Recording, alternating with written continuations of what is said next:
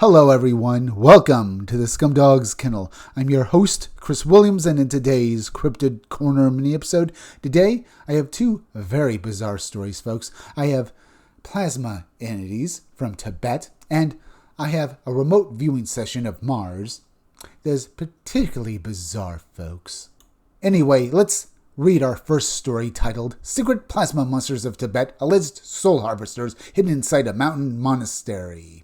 The following account describes an alleged hidden monastery high in Tibet where an ancient order is said to have concealed living jellyfish-like plasma entities for thousands of years. The report reads less like a conventional eyewitness encounter and more like an esoteric disclosure narrative involving child initiates, ritual secrecy, soul extraction, and non-human beings said to originate beyond Earth. Fascinating if this is all true, folks. Let's get into this story and read exactly what could possibly be going on in Tibet.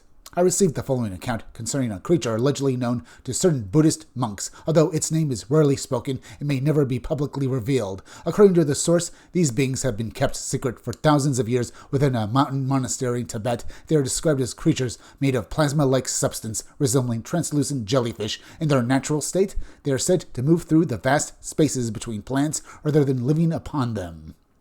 They sound like atmospheric beasts, folks, to me, but let's read on. The source claims that this entity remains unknown because it is guarded by an ancient order of so-called Black Masters for countless generations. This order has occupied a monastery built directly into the stone of a mountain. They rarely leave the compound. The impoverished villagers below supposedly regard them with tremendous reverence, and for many families, the greatest honor would be one of their sons to be selected for training within the monastery.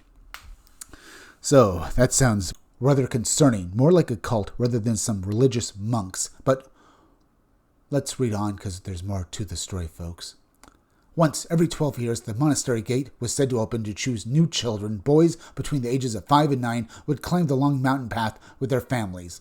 The families were not allowed to remain. The children were left outside the gate where they were expected to wait silently and motionlessly until the monks appeared. The boys were reportedly left there for days without food or water. Most eventually gave up and wandered back down the mountain. But when the gate finally opened, the monks would select those they considered worthy. These boys were taken within the sanctuary walls. If a family did not see their son return, they understood that he had been accepted. They also knew that they would not see him again until he reached his 20s. For the families, this was painful but also considered an honor. In a world of poverty and hunger, they believed their child would be cared for, educated, and eventually able to bring honor and stability to the family. Yeah, I mean, it sounds all nice, folks, but yeah, there's something dark about this story if you really think about it. What were these monks guarding? As I said, it sounds more demonic or maybe more esoteric and maybe even beyond this world, folks. But yeah, that's why I have a bad feeling about it. But let's, as I said before, continue with the story. But according to the source, this belief concealed a horrifying truth. The chosen child would be dressed and prepared, then led by a monk into one of the monastery's higher rooms. The monk would unbind the ropes, securing 2 wooden doors, place the boy inside, and lock him alone within the chamber. The room was built into the rock. Near the ceiling, small openings allowed in only a little light. Along one side of the room was a long stone altar carved directly into the mountain. It stood roughly 5 feet high and extended about 12 feet deep. In the center of this stone platform was a perfectly cylindrical hole, approximately 5 feet across, descending 20 feet into the rock. At the bottom, the shaft was concave. The boy could not see the depth of the hole. He could only see what protruded from it. And as you can see, folks, this already sounds almost horrifying, but I guess it might even turn directly into a complete horror story here, folks. So, let's see what the boy saw. Resting on the altar was a clear, gelatinous, dome-shaped entity. Its tendrils remained lowered into the shaft. Beneath it, it had no eyes of its own, yet the source described eyes drawn on the surface of its body like penciled Asian eyes staring directly at the child. The boy would stand frozen and crying before the thing. The creature did not physically move toward him, yet somehow it drew the soul and life force from his body. The child collapsed to the floor and died. The account then becomes even more disturbing. The plasma entity allegedly encased the child's soul inside a clear sphere, trapping it like a tiny spark of light inside a glass ball. A tendril rose from the shaft, wrapped around the sphere, and pulled it down into the hole. As I said, this sounds like a horror story, particularly some sort of cosmic horror story, folks, with a real Lovecraftian feel to it, folks. What happened to this child's soul, or any of them that were taken? We can only just guess at it, folks. I'm not even sure the article is going to tell us exactly what for either. But let's read on. The source claims that thousands of these soul spears are contained within the wall beneath the altar. Those at the bottom are dead and used up, resembling black grains of sand inside glass.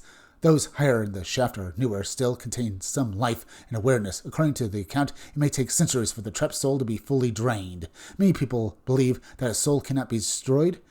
The source insists that while this is usually true, this particular monster is among the few things capable of such an atrocity. The parents who brought their children to the monastery never knew what awaited them. They believed their sons had been chosen for spiritual training. They never knew, according to this account, that their children had been sacrificed, their souls imprisoned and slowly consumed over hundreds of years. Even if this story is true, folks, I doubt that a soul could actually be destroyed, because I do believe in the immortality of the soul, folks.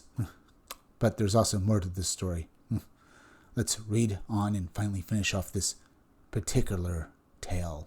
The source acknowledged that most people would regard this as a fairy tale, but insisted that these plasma monsters are real. In their natural state, he said, they are harmless and gentle giants that travel through space between planets. The horror came when one of them was captured and enslaved by the hidden order within the monastery.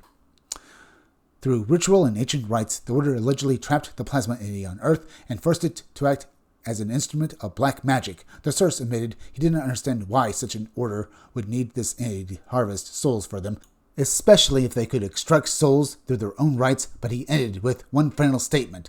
There is a monster with Asian eyes in the monastery on the mountain. In fact, there are many of them. IT. Now, the fact that our narrator has a bizarre name himself, folks, is, something I'm not surprised about. IT. It.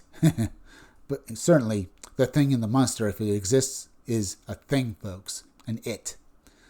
But does it actually exist, or is it just a tale? As I said, we'll discuss a little more at the end of the video, folks.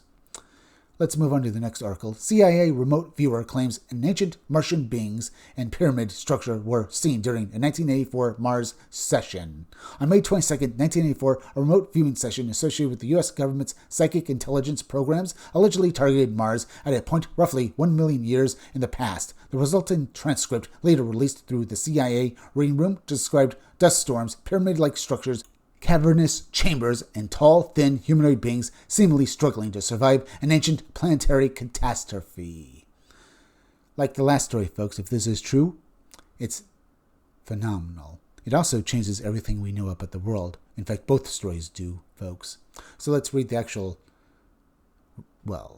report now. The U.S. government's remote viewing program has long remained one of the strangest areas of declassified intelligence history.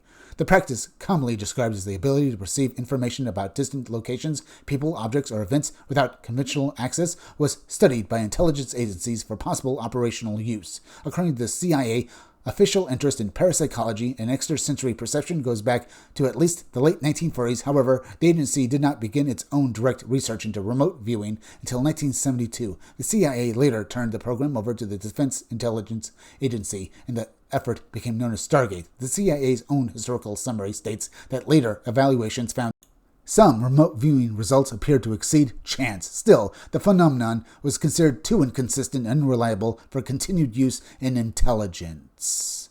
Well, that's a little interesting, folks, but there's more to it, particularly with this story. So let's once again get back to it. One of the most unusual documents connected to this history is titled Mars Exploration, May 22nd, 1984. In that session, the remote viewer was reportedly given sealed targeting information and instructed not to open it until after the session was complete. The target was described as the planet Mars, time of interest approximately 1 million years BC.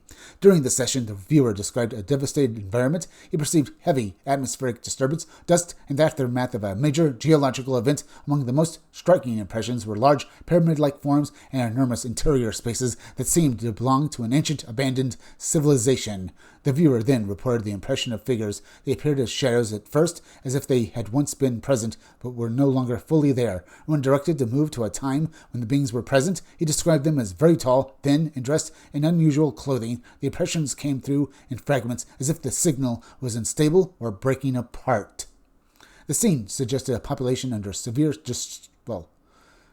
very severe stress. The beings were not presented as aggressive. Instead, the impression was of dying or displaced civilization, one caught in the aftermath of environmental collapse. The viewer seemed to perceive structures, chambers, and possible survivors seeking refuge from surface conditions. Later public discussion connected this session to Joseph McMonagle, one of the best-known remote viewers attached to the government program. McMonagle has been publicly associated with Fort Meade remote viewing work, and a 1995 Washington Post profile described him as a retired Army warrant officer who worked on the Stargate program and claimed the involvement in hundreds of intelligence-related remote viewing assignments. In interviews and later accounts, McMonagle reportedly expressed uncertainty about why he had been tasked with such targets as Mars or UFO-related subjects. He also acknowledged an essential problem with targets of this kind. They cannot be validated in the same way as a missing person, a military site, or a physical object on Earth. That difficulty does not make the session less interesting. In fact, it places it in a unique category. The Mars session is not a conventional extraterrestrial encounter report. It is a remote perception case, one that appears to combine intelligence methodology, altered state perception, ancient planetary archaeology, and possible non-human life. The case also overlaps with the work of Robert Monroe and the Monroe Institute. Monroe's methods, particularly those involving altered states, out-of-body exploration, and hemispheric synchronization, were later examined in government documents connected to the Gateway process. CIA records describe the Gateway method as a trained system intended to increase brainwave coherence and alter consciousness in ways that might allow perception beyond ordinary space and time. That sounds interesting, folks. We might have to look him up one day as well, this Monroe guy and his institute. Perhaps they led to basically more breakthroughs in this, remote viewing research work by the government. But let's get back to the article and read more of the story. Some secondary accounts claim Monroe and participants in related altered state work reported encounters with non-human or reptilian-like intelligences. Those claims remain much more difficult to verify than the existence of the government documents themselves. Still, they show how remote viewing, out-of-body exploration, and any encounters became intertwined in the broader paranormal literature. From a fortune standpoint, the Mars session stands out as one of the most unusual entries in the remote viewing record. It is not simply a claim of life on Mars. It is a psychic reconnaissance narrative that describes ruins, survivors, an environmental disaster, and a civilization that may have existed beyond the boundaries of accepted history. Indeed. So, do you think there really was some sort of alien Martian civilization, folks, and that these remote viewers were able to perceive it? Very interesting. Are they related to us in some ways? Well, folks, because some people have said that basically the Martians actually immigrated to Earth as their planet was dying. But then again, it also sounds like these entities that we're seeing in this session were different, but maybe they are related to us in some way, folks. Maybe they're related to the reptilians, because it said that reptilians can look like humans, folks. Maybe not just shape-shifting, but also maybe their souls. That their souls are more reptilian, and maybe this is what the remote viewer actually saw. That maybe they look like human if you were to see them physically, folks, but on a deeper, more psychic level, folks, their souls are inhuman and lizard-like. Some people have said that about some of our politicians and elites, folks, so maybe that's true. Either way, like the first story, folks, with these plasma beings that sound very reminiscent of atmospheric beasts, folks, maybe they have some sort of psychic or powers related to plasma and energy that allow them to do these sort of things, folks. And the fact that maybe some people have remote viewing powers, maybe humans themselves, we all have some sort of psychic gifts, folks. Either way, all of this is very phenomenal. And do you think that basically it's all true? To some level, I do think that there's some truth to all this, folks, but a lot of it's been conflated with basically, misinformation. Either way, a truly fascinating bunch of articles we've read about today, folks. Either way, we're at the end, so please go subscribe to my YouTube channel. Read comics that are bad for you. You can use the YouTube link down below in descriptions or the chat to go subscribe me. Hit that like button for me. Make sure you're still subscribed. Leave some comments down below. Hit that bell for notifications. Make sure at the part of the bell they'll give you all future notifications, and please share this video out. I'm Chris Williams from the Scumdogs Kennel. Thank you all for joining me. I'll be back again tomorrow with another great video, so be sure to come back again then. Until next time, folks, I'll see you all again soon.